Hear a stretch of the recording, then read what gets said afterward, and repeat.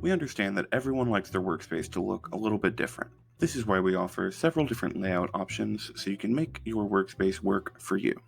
The easiest way to change between these layouts is to go to the layout icon on the bottom left-hand side of your simplified layout,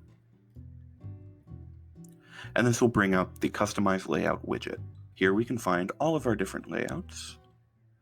Currently we are on Simplified, however we can switch to Classic if we want to go old school. So we see here the Customize Layout has now become a pop-up window, and the app looks a lot more like older versions, with the Cards widget and Docs here on the right-hand side, Private Pad and Comments, and the History Time Machine tabs, all on the right-hand side, while line types remain on the left.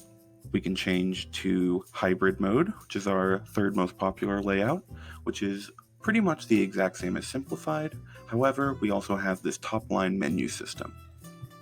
We can see if we go to Simplified, that can be accessed by clicking the menu icon, and all the same options are available here.